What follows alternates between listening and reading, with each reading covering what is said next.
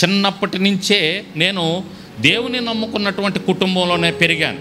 నేను చిన్నప్పటి నుంచి పాటలు పాడేవాడిని, ఆరాధన చేసేవాడిని, దేవుణ్ణి స్తుతిస్తూ ఉండేవాడిని. ఆ చిన్న చిన్న పనులు, ప్రార్థన కూడిక పెడితే పట్టలేయటం, పట్టలు తీయటం, ఇవన్నీ చిన్న చిన్న పనులు మా ఇంట్లో నేను చేస్తూ ఉండేవాడిని. దైవ సేవకులు వచ్చి వెళ్తూ ఉండేవాళ్ళు. 10th క్లాస్ వరకు నేను చాలా గుడ్ స్టూడెంట్ని, మంచి విద్యార్థిని. అంటారు కదా, రాముడు మంచి బాలుడు అని అంటారు సామెత. అలానే అంత మంచిగా ఉండేవాడిని. చాలా చక్కగా చదువుకునేవాడిని, స్కూల్కి వచ్చేవాడిని, స్కూల్లో చదువుకునేవాడిని, ఇంటి దగ్గరికి వెళ్ళేవాడిని. ఆ ఉపాధ్యాయుల దగ్గర కూడా మంచి పేరు సంపాదించుకున్నా. మా మాస్టర్ గారి దగ్గర కూడా, చంద్రశేఖర్ మాస్టర్ గారు అని మాకు చదువు చెప్పిన గురువు గారు, ఆయన దగ్గర కూడా మంచి పేరు సంపాదించుకున్నా. నేను వెరీ గుడ్ స్టూడెంట్ చిన్న అని అందరూ అనేవాళ్ళు. అంత మంచిగా ఉండేవాడిని నేను. అయితే 10th క్లాస్ అయిపోయిన తర్వాత 10th పాస్ అయ్యాం. 10th పాస్ అయిన తర్వాత మంచి మార్కులతో చక్కగా పాస్ అయ్యాం. పాస్ అయిన తర్వాత మా చీరాలకు వాటరే వెళ్ళే దారిలో ఏకేపీ కాలేజ్ ఉంది, ఆంధ్రకేసరి కాలేజ్, జూనియర్ కాలేజ్ అంటారు. ఆ ఇది నేను చెప్తుంది 97 అంటే ఎన్ని సంవత్సరాలు ఇప్పటికీ? 97 అంటే ఎన్ని సంవత్సరాలు? 26 సంవత్సరాల క్రితం సంగతి చెప్తున్నా. అప్పుడు గవర్నమెంట్ కాలేజీలు అండ్ ప్రైవేట్ కాలేజీలు చాలా తక్కువ ఉండేవి, చాలా తక్కువ. అయినా కూడా చాలా ఫీజులు ఎక్కువ కట్టాలి. కాబట్టి మాలాంటి మిడిల్ క్లాస్ వాళ్ళు లేక తక్కువ తరగతి వాళ్ళు ఏం చేసేవాళ్ళంటే ఈ గవర్నమెంట్ కాలేజీల్లోనే చేరేవాళ్ళు. ఆంధ్రకేసరి కాలేజీలో చేరాను.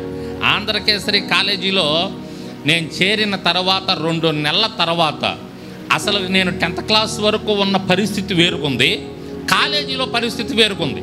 ఎందుకంటే 10th క్లాస్ వరకు మా మాస్టర్ గారు, రే ఏం చదివావు నువ్వు, చదివావా, అప్పచెప్పు అనేవాడు. అన్ని చేతులు కట్టుకొని అప్పచెప్పేవాళ్ళం. ఏదన్నా మరిచిపోతే ఒక్కటేసేవాడు. ఇలా ఉండేది 10th క్లాస్ వరకు. కాలేజీలో పరిస్థితి అలా లేదు. ఆశ్చర్యం వేసేది నాకు. వచ్చేవాడు వస్తాడు, రాసుకుంటే రాసుకుంటాడు, వెళ్తే వెళ్తాడు, అంతే. అసలు మాస్టర్స్ పట్టించుకునే వాళ్ళు కాదు. వచ్చామా, రే బోర్డు మీద రాస్తున్నాను రాసుకోండి, మేము రాసుకోవటమే. రాసుకున్న తర్వాత ఓకే పీరియడ్ గంట మోగానే రే చదువుకోండి రా అని చెప్పి మాకు అప్ప చెప్పాలని కానీ మరలా రాయాలని కానీ ఉండేది కాదండి అసలు. ఇక అలా అలవాటు అయిపోయేటప్పటికే చాలామంది కాలేజీ లైఫ్ని నిర్లక్ష్యం చేస్తారు, ఎక్స్ట్రాలు చేస్తారు. ఆ తర్వాత కొంత గాలి బ్యాచ్ తయారైద్ది, ఇక గాలి బ్యాచ్ పరిచయం అయింది. కాలర్ అప్పటి వరకు కింద ఉండేది, ఇక ఎగరేయటం ప్రారంభం చేస్తారు. ఏది? కాలేజీలో పరిస్థితి అలా ఉంటుంది. ఇక కొంచెం బలంగా ఉంటాం, యవ్వనస్తులుగా ఉంటాం కదా, రాడ్లు పట్టుకోవటం, కర్రలు పట్టుకోవటం, ఇట్లాంటి పరిస్థితి. నేను అటువంటి వాటికి దూరంగా ఉండేవాళ్ళే, నాకు భయం గొడవ అంటే, అందుకని అట్లా వెళ్ళేవాడిని కాదు. కానీ ఇక అలా గొడవలు ఇవన్నీ మా కళ్ళ ముందు చూసేవాళ్ళం. ఆ తర్వాత ఇక్కడేమో 4 పీరియడ్లు జరిగితే 10th క్లాస్లో ప్రతి పీరియడ్కి కూడా ప్రజెంట్ వేసేవాళ్ళు, మాస్టర్లు చూసేవాళ్ళు, ఎవరు వచ్చారు ఎవరు రాలేదు, రే చిన్న లేకపోతే చిన్న ఏడురా అనేవాళ్ళు. కాలేజీలో అలా ఉండేది కాదు. మొట్టమొదట చిన్న ప్రజెంట్ సార్ పీరియడ్ పడేది, ప్రజెంట్ పడేది. నెక్స్ట్ పీరియడ్ ఇక 4 పీరియడ్లు ప్రజెంట్ వేయరు, మళ్ళీ ఈవినింగే వేసేది. అంటే కాలేజీకి వచ్చినట్టే లెక్క. మొట్టమొదటి ప్రజెంటు పడగానే ఒక అరగంట అట్టట్టు ఉండేవాళ్ళం. కాలేజీలో వెనక గేటు నుంచి అలా వెళ్ళి అలా వెనక నుంచి గోడ దూకి వాటరే వెళ్ళిపోయేవాళ్ళం. మాకు వాటరే 6 కిలోమీటర్ల సముద్రం, అక్కడికి వెళ్ళిపోయేవాళ్ళం అనమాట. ఎవరన్నా యవ్వనస్తులు ఉంటే దయచేసి అలా చేయబాకండి. అయ్యో పాస్ గారు అలా చేస్తే మనం కూడా తిరగొచ్చులే అని అనుకోకూడదు. దీని ద్వారా చాలా కష్ట నష్టాలు కొని తెచ్చుకున్నాం మేము. వాటరే వెళ్ళిపోయేవాళ్ళం. వాటరే వెళ్ళిపోయిన తర్వాత వాటరేవులో మునిగే వాళ్ళం, సాయంత్రానికి ఇంటికి వచ్చేవాళ్ళం తెలియనట్టుగా. మా అమ్మ మా ఓడు ఓహో మా పెద్ద కుమారుడు నన్ను బాగా చదువుతున్నాడు, బాగా ప్రయోజకుడు అవుతాడని నాకు మంచి సైకిల్ కొనిపెట్టింది, అప్పు చేసి మరి 1800 రూపాయలతో. నాకు బాగా గుర్తు, ఆ రోజుల్లో రేంజర్ సైకిల్ అని వచ్చిందండి. గాన్లు ఎంతెంతలా ఉండేవి, ఇప్పుడు లేవు అనుకోండి. ఇప్పుడు అసలుకి సైకిల్లే తక్కువైపోయినాయిలే. రేంజర్ సైకిల్ అని వచ్చింది. ఆ రేంజర్ సైకిల్ ఇప్పించింది మా అమ్మ. ఈ రేంజర్ సైకిల్ మీద ఇక ఫ్రెండ్స్ని ఎక్కించుకునేది, గాలి తిరుగులన్నీ తిరిగేవాడిని. 10th క్లాస్ వరకు ఎంత మంచిగా ఉన్నానో ఇంటర్కి రాగానే అలా చెడిపోయానండి. 6 నెలలకే భ్రష్టు పట్టా. ఆ తరువాత ఇంకొక మలుపు ఏంటంటే, నాకు ఒక స్నేహితుడు పరిచయం అయ్యాడు. ఆ స్నేహితుడి ద్వారా మొట్టమొదటిసారి సినిమా థియేటర్కి వెళ్ళా. అప్పటి వరకు మనకి సినిమాలంటే పెద్దగా తెలియదు. ఎప్పుడూ తల్లి చాటు తండ్రి చాటు బిడ్డలం ప్రార్థన ఇలా ఉండేది. సినిమా థియేటర్కి వెళ్ళిన తర్వాత ఇక నా లైఫ్ వేరే టర్న్ అయిపోయిందండి, వేరే విధానంలో. సినిమాల మీద ప్రేమ పెరిగిపోయింది నాకు. నేను మామూలుగా సినిమాని మీరు ఎలా చూస్తారంటే, సినిమా లోపలికి వెళ్ళిపోయి ఆ స్టోరీలో మునిగిపోతారు. నేను అలా చూసేవాని కాదు. కెమెరా ఎటు నుంచి పెడుతున్నారు, లైటింగు ఎటు నుంచి పెట్టాడు, నెత్తి మీదకి లైటింగ్ ఎలా వచ్చింది, ఎన్ని లైట్లు పెట్టారు, ఇలా పరిశీలన చేసేవానండి. ఒక గదిలో షూటింగ్ జరుగుతుంటే కెమెరా ఎలా పైకి లేసింది, కెమెరా ఎలా కిందకి దిగింది, ఇవన్నీ పరిశీలించేవాడిని. ఒక సినిమా అయితే దగ్గరగా 15 సార్లు చూశాను.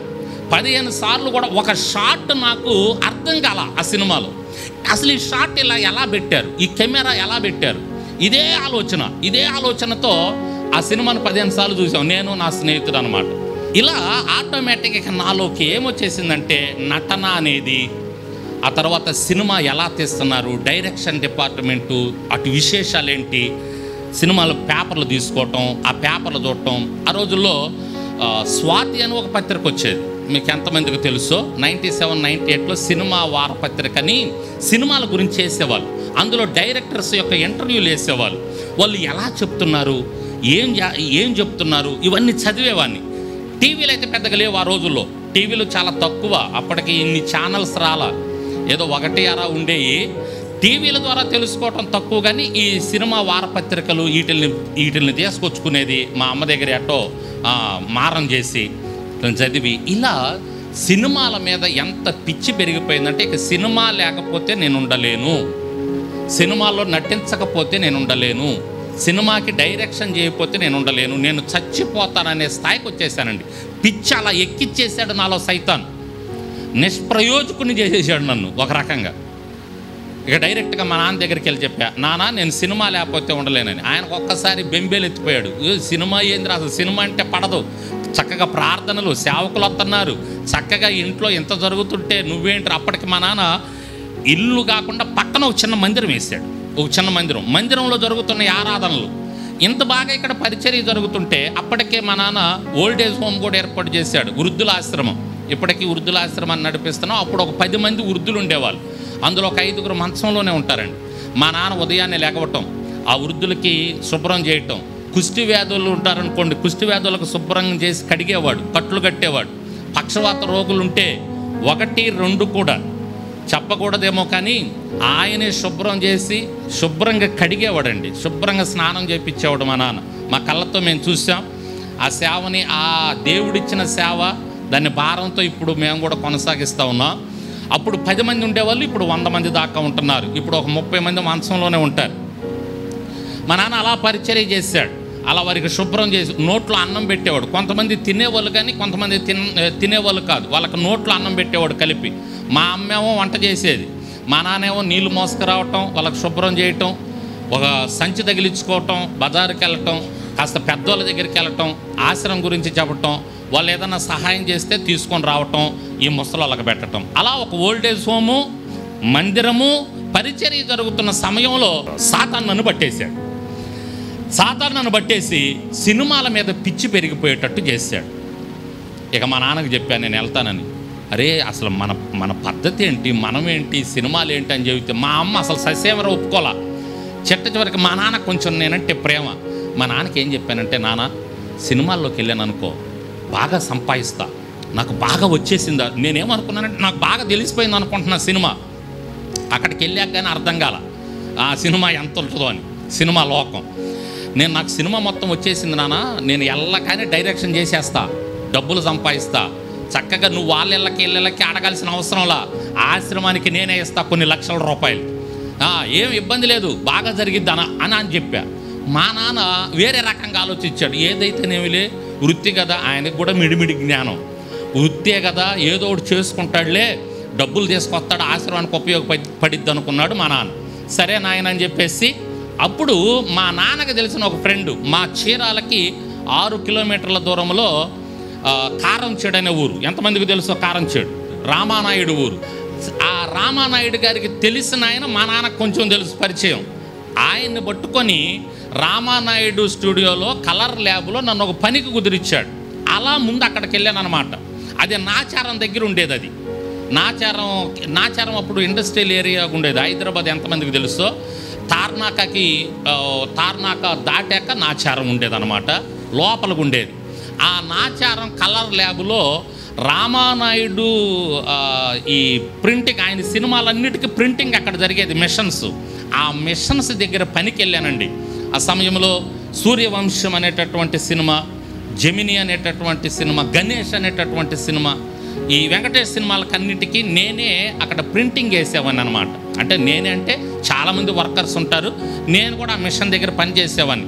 ఒక ప్లేట్ ఉంటుంది, ఆ ప్లేట్ మిషన్లోకి వెళ్ళాలి, ఆ ప్లేట్ మీద పేపర్ పెడతారు, ఆ తర్వాత అక్కడ డిజైన్ ఇస్తారు, అది లోపలికి వెళ్ళిపోయి, లోపల మరి ఏం జరుగుతుందో తెలియదు కానీ అది రౌండ్లు తిరిగి మొత్తాన్ని కలర్స్ పోస్తూ ఉండాలి మేము పక్క నుంచి.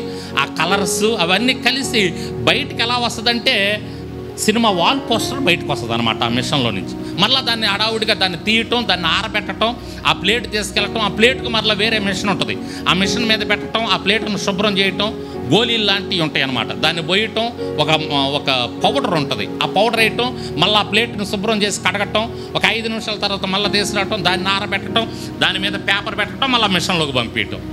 ఇలా జరిగేది అనమాట. ఈ వాల్ పోస్టర్స్ అన్నీ అలా జరిగేవి, సినిమా వాల్ పోస్టర్స్ ఎవరికి వాళ్ళకి సొంతగా ఉండేవి. రామానాయుడు సినిమాల వరకు రామానాయుడు అక్కడ పెట్టుకున్నాడు నాచారంలో. అందులో దగ్గర ఒక 3 నెలలు పనిచేసిన తర్వాత అక్కడికి గోపి అని ఒక అబ్బాయి చేరాడు. గోపి బాగా గుర్తు ఆ పేరు, ఎక్కడున్నాడో కానీ అబ్బాయి. ఈ గోపి పనికి చేరిన తర్వాత నాతో సహవాసం అయ్యాడు. ఆ గోపి చెప్పాడు, నువ్వు ఎక్కడుంటే కాదు, నీకు ఇన్స్టిట్యూట్స్ ఉంటాయి, నువ్వు అక్కడికి వెళ్ళిపోతే ఆ ఇన్స్టిట్యూట్లో యాక్టింగ్ నేర్చుకోవాలి, డైరెక్షన్ డిపార్ట్మెంట్ నేర్చుకోవాలి, అప్పుడు నువ్వు ఆఫీసుల దగ్గరికి వెళ్తే వాళ్ళు నీకు అవకాశం ఇస్తారు, అలా నువ్వు సినిమాల్లో పైకి రావాలి, కానీ ఇక్కడ మిషన్స్ దగ్గర ఉంటే ఎప్పుడు ఇక్కడే పని చేసుకుంటుంటావు, ఇది కాదని చెప్పాడు. ఓహో అదే ఆ సంగతి అని చెప్పి అప్పుడు ఒక ఆదివారం అక్కడి నుంచి బయలుదేరి సరాసరి ఫిలిం నగర్కి వచ్చాను. అక్కడ ఒక అతన్ని అడిగా, ఏమండి నేను కూడా సినిమాల్లో నటించాలని వచ్చాను, ఇక్కడ ఎక్కడికి వెళ్ళాలంటే అతను నన్ను కిందకి మీదకి చూసి, ఆ పక్కన వెళ్ళండి, అక్కడ ఏదో ఇన్స్టిట్యూట్ ఉంది, అక్కడికి వెళ్ళండి అని అన్నాడు. ఓహో ఇన్స్టిట్యూట్ ఉందా ఇక్కడ, ఇన్స్టిట్యూట్లో చేరాలని గోపి చెప్పాడు ఆల్రెడీ, వెరీ గుడ్ అని చెప్పేసి ఆ రోడ్డు మలుపు తిరిగి కిందకి రాగానే సూపర్ స్టార్ ఫిలిం ఇన్స్టిట్యూట్ అని రాసి ఉంది అక్కడ. ఆ ఇన్స్టిట్యూట్ పెట్టిన ఆయన కృష్ణ గారి ఫ్యాన్, ఆయన సూపర్ స్టార్ కృష్ణ తెలుసు కదా, ఆయన ఫ్యాన్ కాబట్టి ఆయన ఆ పేరు పెట్టుకున్నాడు, సూపర్ స్టార్ ఫిలిం ఇన్స్టిట్యూట్ అని. వెరీ గుడ్, ఈ ఇన్స్టిట్యూట్లో జాయిన్ అవ్వాలని చెప్పి ఆ ఇన్స్టిట్యూట్లో నేను అడుగు పెట్టాను. ఆ ఇన్స్టిట్యూట్లోకి వెళ్ళిన తర్వాత అక్కడ విజయ్ గారు ఉన్నారు, మా డైరెక్టర్ గారు. ఆయన నాకు ఈ డ్యాన్సు యాక్టింగ్ చూపించడానికి ఈ చంద్రాని ధనరాజుని పిలిచాడు. అక్కడ వాళ్ళు నాకు పరిచయం అయ్యారనమాట, నాకంటే సీనియర్లు. ఈ చమ్మక్ చంద్ర, ధనరాజు, ఇంకా చాలామంది అక్కడ ఉండేవాళ్ళు, పరమేష్, వీళ్ళందరూ కూడా నాకంటే ముందుగా అక్కడ ఉన్నారు ఇన్స్టిట్యూట్లో. నేను ఎంటర్ అయ్యాను అనమాట. మా నాన్నకు చెప్పి ఒక 3,000 డబ్బులు తెప్పించి, పాపం ఆయన అప్పు చేసి మరీ తెచ్చాడు నా కోసం, నేనేదో పెద్ద ప్రయోజకుని అవుతానని తీసుకొచ్చి నన్ను జాయిన్ చేశాడు. జాయిన్ చేసిన తర్వాత నేను కూడా అక్కడే హాస్టల్లో ఉన్నాను. అక్కడే చంద్రతో ధనరాజుతో పరిచయం, అక్కడే యాక్టింగ్ చేస్తూ యాక్టింగ్ నేర్చుకుని సత్యం యాబీ గారని ఆయనతో యాక్టింగ్ చేస్తూ, ఆయన యాక్టింగ్ నేర్పించేవాడు, యాక్టింగ్ చేస్తూ ఎంతగా అంటే ఇక అదే నాకు లోకం, అందుకని బాగా నేర్చుకునేవాడిని. గోల్డ్ మెడలిస్ట్ ఆలీ గారి చేతుల మీదుగా ఆ కార్యక్రమం పెట్టినప్పుడు ఆలీ గారు, జమున గారు వచ్చారనమాట, వారిని స్పెషల్ గెస్ట్లుగా ఆహ్వానించారు. ఆలీ గారితో అప్పుడే మాట్లాడాను, ఏసఐ గురించి ఆలీ గారితో ఒక్క మాట మాట్లాడే అవకాశం అక్కడే దొరికింది. ఆలీ గారు నాకు ఎక్కడి నుంచి వచ్చావు ఏంటి అంటే, నేను గోల్డ్ మెడలిస్టు, బాగా యాక్టింగ్ చేస్తున్నా, 2-3 డైలాగులు నా చేత చెప్పించారు, డైలాగులు చెప్పా, అద్భుతంగా చెప్పామన్నమాట. మా సత్యం యాబీ గారు అనేవాడు, అరే నీ వాయిస్, నీ గొంతు చాలా అద్భుతంగా ఉంది, ఏదో ఒక రోజు నీ గొంతు చాలా అభివృద్ధి చెందిద్ది అనేవాడు. ఎలా అభివృద్ధి చెందింది, స్తోత్రం చెబుదాం, హల్లెలూయా. అనేక మందికి ఆశీర్వాదకరంగా సేవా జీవితంలో ఈ గొంతుని దేవుడు వాడుకుంటూ ఉన్నాడు. ఆయన ఇచ్చిన గొంతును బట్టి ఆయనకే స్తోత్రాలు, ఆయనకే మహిమ కలుగునుగాక. ఆయన అనేవాడు ఆ సమయంలో, నీ డైలాగ్ డెలివరీ సూపర్ రా, నువ్వు ఎప్పటికైనా ఈ వాయిస్తో నువ్వు చాలా అభివృద్ధి చెందుతావు, పెద్ద స్టార్ అవుతావు అనేవాడు. సరేను అని అనుకునేవాడిని, ఆనందపడేవాడిని. అలా మరి అక్కడ ఉండటం, వారితో ఉండటం, యాక్టింగ్ నేర్చుకోవటం, డ్యాన్స్ నేర్చుకోవటం, ఆ తర్వాత మాకు 2 సంవత్సరాల కోర్స్ అయిపోయింది. అక్కడ 2 సంవత్సరాలే. 2 సంవత్సరాల కోర్స్ అయిపోయిన తర్వాత ఇక ఎవరి ప్రయత్నాలు వాళ్ళవి. ఆఫీసుల చుట్టూ తిరగాలి, వెళ్ళాలి. అయ్యా నేను ఇలా ఇన్స్టిట్యూట్లో నేర్చుకున్నాను, మాకు అవకాశం ఇస్తారా, అవకాశం లేదు. నేను అనుకున్నాను, నేను వెళ్ళగానే నన్ను ఆరత పలుకుతారేమో, నన్ను సినిమాల్లో చేర్చుకుంటారేమో అనుకున్నా. అక్కడ పరిస్థితి అలా లేదు.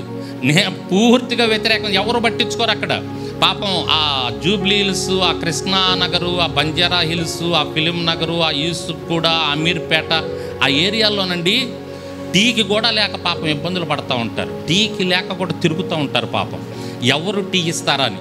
ఎందుకు అని అడుగుతా నేను. ఎందుకు వచ్చారు మీరు? చక్కగా మీ ఇళ్లలో పని చేసుకో. లేదు, మేము సినిమాల్లో నటించాలా, మేము సినిమాల్లో పెద్ద స్టార్లు అవ్వాలా. ఏందిరా ఏది బాబు స్టార్లు? ఇక్కడ పరిస్థితి చూస్తే ఎలా ఉంది. నాకేంటంటే కొద్దిగా గొప్ప మా నాన్న సపోర్ట్ ఉంది కాబట్టి కథ బతికేసేవాడిని. పాపం ఎంతమంది అభాగ్యులు అల్లాడిపోతున్నారు. నేను ఒకనొక రోజు ఏమనుకున్నాను తెలుసా, ఈ సినిమాలో నటించకపోతే మాకు హైదరాబాద్ నుంచి విజయవాడ మీదుగా వస్తుందన్నమాట ట్రైను. విజయవాడ కృష్ణా నది దగ్గరికి రాగానే దూకి చచ్చిపోదాం అనుకున్నా ఒకనొక సమయంలో. ఎందుకంటే ఆడ నేను అనుకున్న దానికి వేరుగా ఉంది. ఇక్కడికి వస్తే మా నాన్న మా అమ్మ అబ్బో వీడు బాగా పెద్ద స్థాయిలోకి వెళ్ళిపోతున్నాడు అనుకుంటున్నారు. అక్కడ ఏమీ లేదు. ఆడ నన్ను పిలిచినోడు లేడు, నాకు ఏది అవకాశం ఇచ్చినోడు లేడు. 2 సమయంలో ఒకనొక రోజు అనుకున్నాను, కృష్ణానదిలో దూకి చచ్చిపోతాము, ఎందుకు నా బ్రతుకు, సినిమాలు లేకపోతే నేను ఎందుకు, నిష్ప్రయోజకుడు అంటారు, నేను నిష్ప్రయోజకుడిని, ఎందుకు పనికిరాని వాడిని, ఎందుకు బ్రతకాలి అని అనుకున్నా. దేవుడే ఆపినట్టున్నాడు. దేవునికి స్తోత్రం, తన సేవలో వాడుకోవటానికి. అటువంటి సమయంలో ఒక స్నేహితుని ద్వారా ఫ్రెండ్షిప్ అనే సినిమాకి అసిస్టెంట్ డైరెక్టర్గా పనిచేశా. ముగింపులోనికి వస్తున్నాను, జాగ్రత్తగా వినండి, నా సాక్ష్యం వస్తుంది. దేవుని కార్యాలు చాలా గొప్పగా ఉంటాయండి. దేవుని ప్రణాళికలు మన ఎడల. ఆయన మీద ఆధారపడితే తప్పకుండా మనల్ని పట్టుకొని నడిపిస్తాడు. ఆయన విడిచిపెట్టడు. మనం ఒకవేళ కొన్నిసార్లు దారి తప్పిపోయినా ఆయన మాత్రం మనల్ని చూడకుండా ఉండడు. నేను లోకంలో వెళ్తున్నా, ఆయన నన్ను విడవలా. ఇక్కడ మా అమ్మ మా నాన్న ప్రార్థన. సరే, ఒక సినిమాకి ఫ్రెండ్షిప్ సినిమాకి అసిస్టెంట్ డైరెక్టర్గా పనిచేస్తూ ఉన్నాను. జయప్రకాష్ నారాయణ, ఆ తర్వాత అతని పేరు ఏదో ఉందండి, పొడుగ్గా ఉంటాడు, తర్వాత పొట్టిగా ఉంటాడు ఒక అతను, ఈశ్వర్ సినిమాలో నటించాడు. సరే మీకు తెలుసో తెలియదు అవన్నీ ఎందుకులే కానివ్వండి. ఆ సినిమాలో అసిస్టెంట్ డైరెక్టర్గా ఉన్నప్పుడు జరిగిన సంఘటన నా జీవితాన్ని మలుపు తిప్పిందండి. అదేంటో తెలుసా, ఒకరోజు ఫిలిం బాక్సులు తీసుకొచ్చి పెట్టాడు మా ప్రొడ్యూసర్ గారు ఆఫీస్ రూమ్లో. అప్పుడు ఫిలిం బాక్సులు ఉండేవి, కెమెరాకి ఫిలిం బాక్సులు పెట్టి షూట్ చేసేవాళ్ళు అనమాట. అవి చాలా ఖరీదుతో ఉండేది. ఆ బాక్సులు తీసుకొచ్చి పెడితే అందులో ఒక 5 బాక్సులు 6 బాక్సులో ఎవరో తీసేశారు రాత్రి. ఎవరు తీసేశారో తెలియదు. సీసీ కెమెరాలు లేవు అప్పుడు. 98లో సంగతి నేను చెప్తుంది. అప్పుడు సీసీ కెమెరాలు అంత ప్రాచుర్యంలోకి రాలేదు. సీసీ కెమెరాలు లేవు, ఎవరు తీశారో తెలియదు. తెల్లారిపోతేనే ప్రొడ్యూసర్ వచ్చి తాళాలు తీసి చూస్తే 5 ఫిల్మ్ బాక్సులు లేవు. దగ్గరగా 20,000 ఆ రోజుల్లో, 20,000 చాలా కాస్ట్. చాలా కోపం వచ్చింది మా ప్రొడ్యూసర్కి. సినిమా స్టాఫ్ను మొత్తాన్ని పిలిచాడు. అసిస్టెంట్ డైరెక్టర్ డిపార్ట్మెంటు మేము, ఆ తర్వాత ప్రొడక్షన్ డిపార్ట్మెంటు, కెమెరా డిపార్ట్మెంటు, ఆ తర్వాత మరి మేకప్ డిపార్ట్మెంటు, కాస్ట్యూమ్ డిపార్ట్మెంట్ వాళ్ళందరినీ నుంచోబెట్టాడు వరుసగా. మర్యాదగా చెప్పండి ఎవరు తీశారు ఫిలిం బాక్సులు? గడ్డ వణికిపోయానండి నేనైతే. ఎందుకో తెలుసా, అతనికి ఆల్రెడీ రివాల్వర్ లైసెన్స్ ఉంది. ప్రొడ్యూసరు, అతను రియల్ ఎస్టేట్ చేస్తాడు. రివాల్వర్ తీసేట పెట్టాడు టేబుల్ మీద. చెప్పకపోతే కాల్చి పడేస్తానంటున్నాడు. అప్పుడు వచ్చిందండి నాకు మారు మనసు.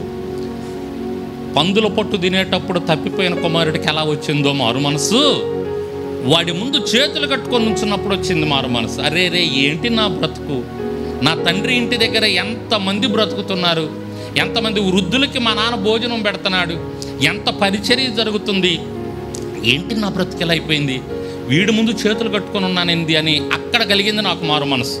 ఒక తప్పిపోయిన కుమారుడు మాదిరిగా ఉండే నేను అక్కడ బుద్ధి తెచ్చుకున్నా. అక్కడ బుద్ధి వచ్చింది. ఇక అప్పుడు దేవునికి ప్రార్థన చేసుకున్నా, అయ్యా వీడు చూస్తే చాలా దుర్మార్గుడు, కాల్చి చంపినా చంపేస్తాడు. ఈ పరిస్థితి ఎవరిని చంపుతాడో తెలియదు, ఎవరి మీద రివాల్వర్ ఎత్తుతాడో తెలియదు. ఎలా ఉంటుందండి పరిస్థితి? తల్లిదండ్రులు దూరంగా ఉన్నారు నాకు, నా అనేవాళ్ళు అక్కడ ఎవరూ లేరు, నేను ఒంటరివాణ్ణి. అప్పుడు నా పరిస్థితి ఎలా ఉంటుంది చెప్పండి? అప్పుడు భయం వేసేసి, అయ్యా నన్ను తప్పిస్తే, ఈ పరిస్థితుల్లో నుంచి తప్పిస్తే ఇక నీ సేవ చేస్తానయ్యా.